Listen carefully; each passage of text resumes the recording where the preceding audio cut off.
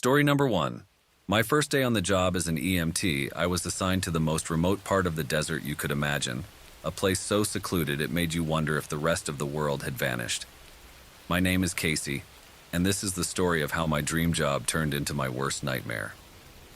The area was notorious for accidents, given the single, treacherous highway that snaked through it, yet resources were scarce. The nearest help was hours away, so when I found the abandoned emergency station, it seemed like fate. It was dilapidated, sure, but functional. I decided it would be my base, my little beacon of hope in this desolate stretch.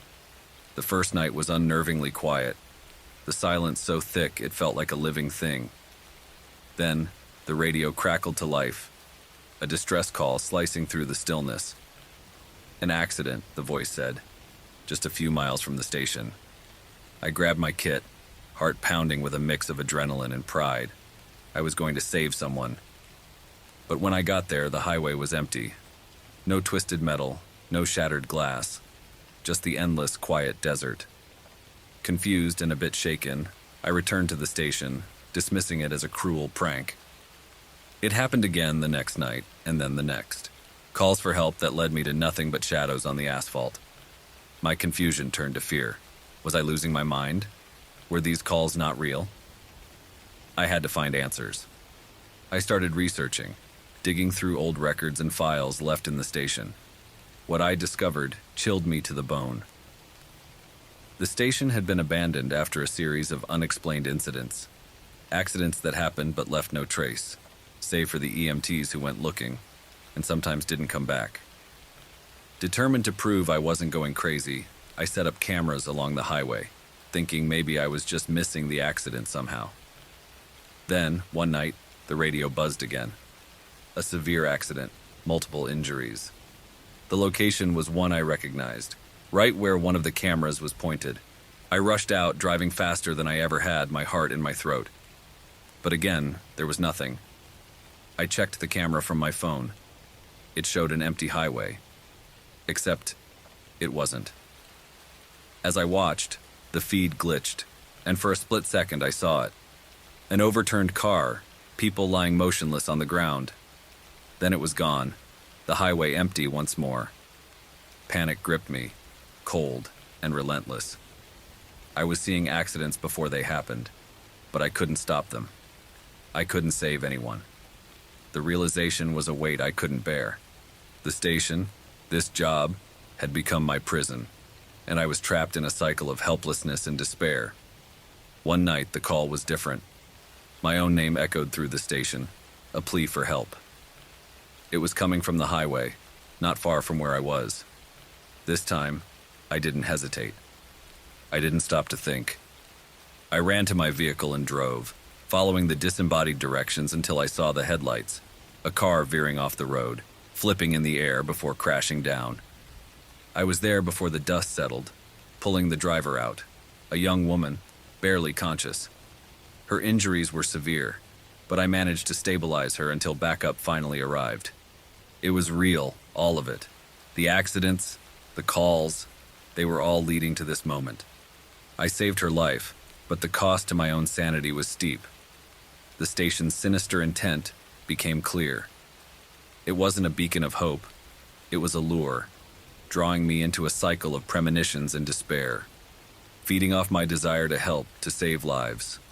I left the desert not long after, the station a speck in my rearview mirror. But the memories of those nights, of the calls and the crashes, they followed me. The desert might have been behind me, but the shadows, the whispers of accidents yet to happen, they clung to me like a second skin. People ask me about my time as an EMT in the desert, about the accidents I saw, the lives I saved. I tell them it was a job like any other, with good days and bad. But in the quiet of the night, when the world is asleep, I sit awake, listening to the silence, half expecting the radio to crackle to life with a call for help from a highway to nowhere. Story number 2. In the heart of a forgotten coastline, where the waves whispered secrets lost to time, I found my solitude. My name is Oliver Hampton, a novelist in search of a muse that had long evaded me in the bustling streets of London. The Lighthouse, an ancient sentinel standing guard over a perilous stretch of sea, was to be my retreat, my sanctuary, where words would flow as freely as the tides below. The lighthouse keeper, a figure shrouded in the lore of the village nearby, was named Arthur Blythe. His legacy was not of light, but of foresight, predicting shipwrecks with unnerving accuracy. The villagers spoke of him with a mix of reverence and fear, a guardian whose warnings saved many, yet also bore the weight of those he couldn't. His spirit, they whispered, never left the rocky shores. My first night was marked by the rhythmic sound of the lighthouse beam cutting through the fog, a comforting yet solitary presence. The days that followed were filled with exploration and writing, the eerie quiet of the lighthouse piercing my thoughts. I felt watched, yet I was alone, or so I believed. The storm came without warning, as if summoned by the very tale I was weaving into my novel.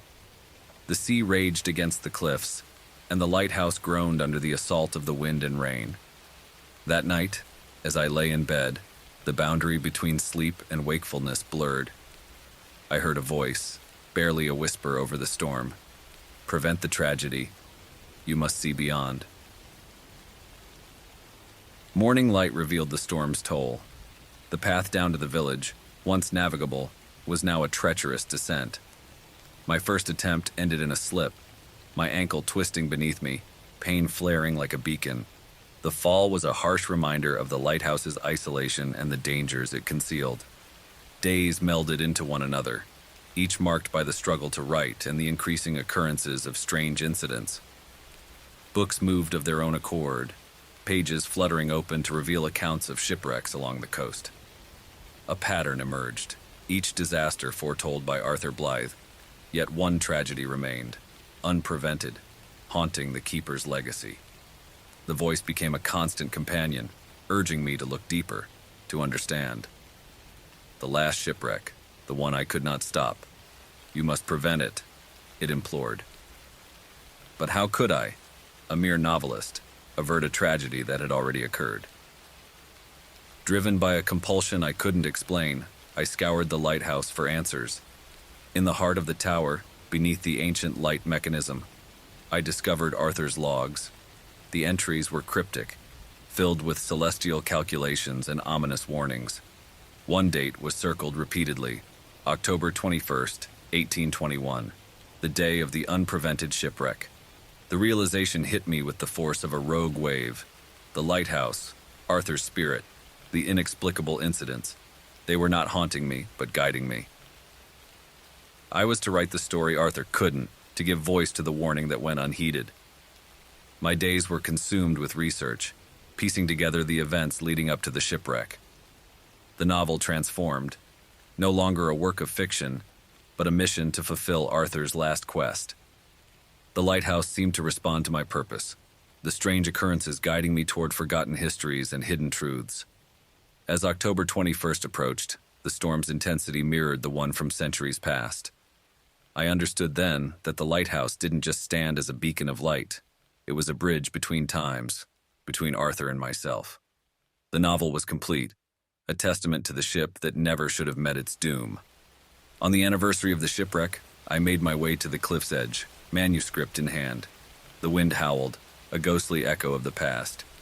With a deep breath, I tossed the pages into the wind, a symbolic act to carry Arthur's warning across the veil of time. The storm abated as suddenly as it had arrived, the sea calming as if in acknowledgement of the message delivered. I returned to the lighthouse, the sense of being watched replaced with a feeling of peace.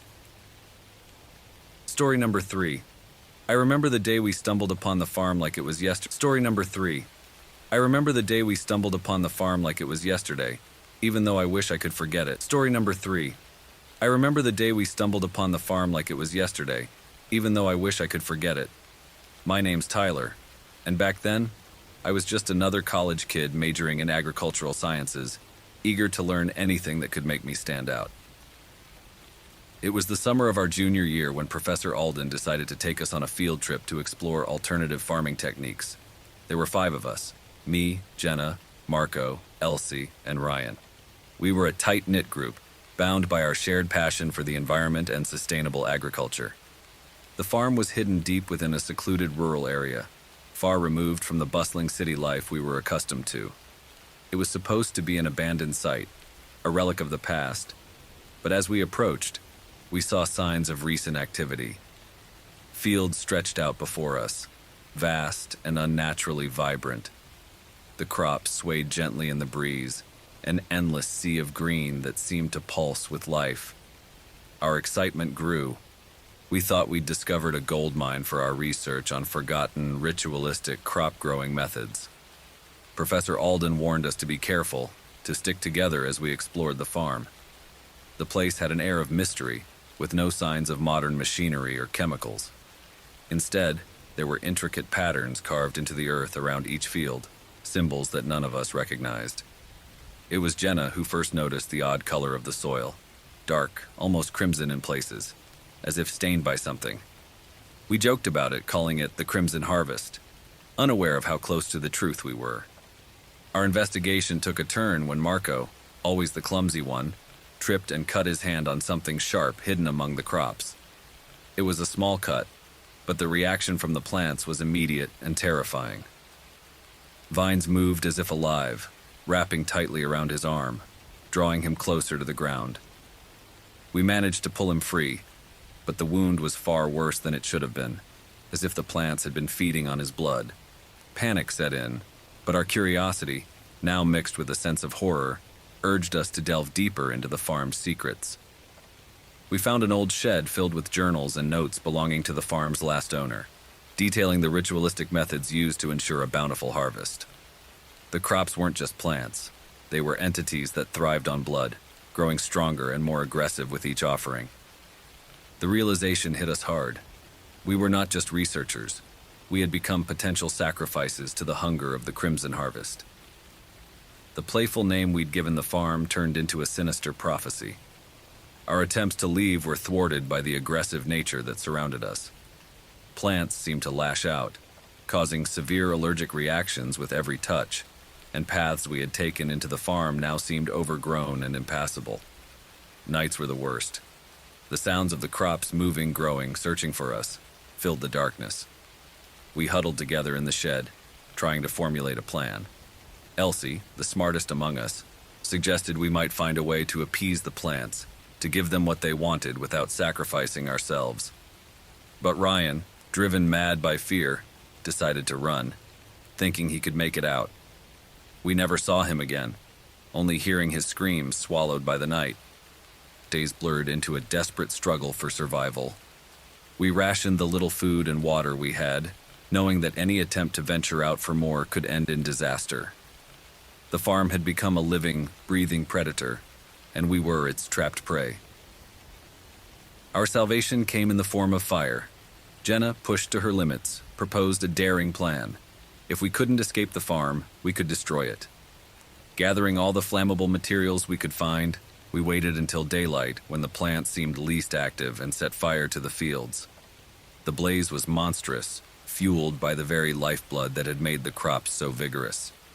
We ran through the inferno, guided by the hope of escape, the fire consuming everything in its path. The ordeal left us scarred, both physically and mentally. Authorities found us 2 days later, wandering the outskirts of the burned farm, half mad with terror and exhaustion. No one believed our story, attributing the fire to a tragic accident and the loss of Ryan to unfortunate circumstances. But we knew the truth. The Crimson Harvest was real, a sinister blend of nature and nightmare that fed on blood and fear.